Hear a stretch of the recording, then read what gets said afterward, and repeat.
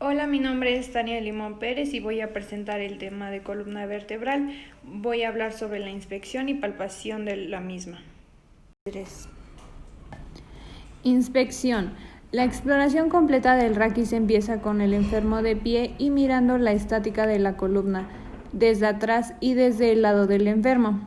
En condiciones normales, la columna vertebral es recta en plano frontal, mientras que en el plano anteroposterior presenta 4 curvas fisiológicas. La lordosis cervical de convexidad anterior y con el vértice en C3 a C4. La cifosis dorsal de convexidad posterior y en vértice D5 a D6. La lordosis lumbar de convexidad anterior y con el vértice a nivel L3 a L4. La curva sacra de discreta convexidad posterior. Columna cervical. La inspección de la columna cervical con el enfermo de pie o mejor sentado permitirá observar la lordosis cervical que se pierde y rectifica en casos de dolor cervical traumático o degenerativo, puesto que ambos cursan con gran contractura muscular, pero también en afectaciones más graves. La palpación de la columna cervical se efectúa con el enfermo sentado y el explorador situado detrás de él. Empieza a nivel occipital a ambos lados de la protuberancia, con palpación en los nervios suboccipitales de Arnold. Estos puntos de Arnold son dolorosos en procesos degenerativos. Seguirá con la palpación de las apófisis mastoides, lugar de la inserción superior del músculo esternocleidomastoideo. Se explora lateralizando la cabeza del enfermo hacia el lado contrario. Se palparán las apófisis espinosas de las vértebras cervicales. La primera que se palpa es la C2 y la más sobresaliente, la C7.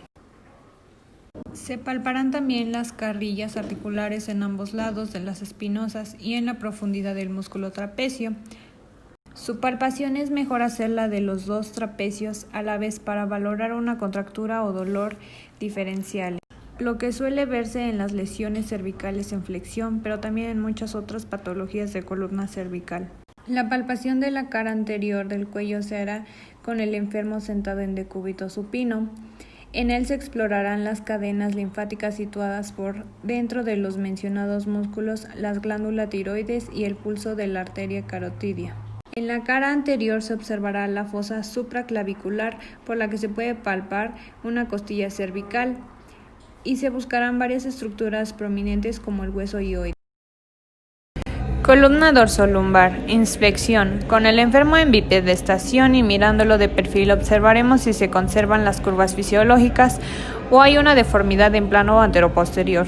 En la columna lumbar hay que ver si existe una escoliosis antálgica frecuente en las lumbocialtalgias, si hay una contractura de paravertebrales y si hay una limitación de movimientos por el dolor.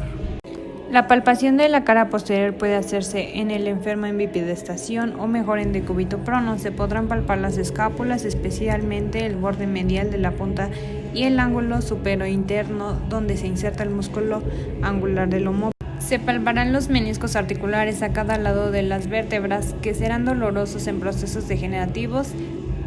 Las articulaciones acrílicas a menudo son dolorosas a la palpación en la lumbalgia baja y los músculos paravertebrales nos darán información sobre un aumento de tono o de sensibilidad.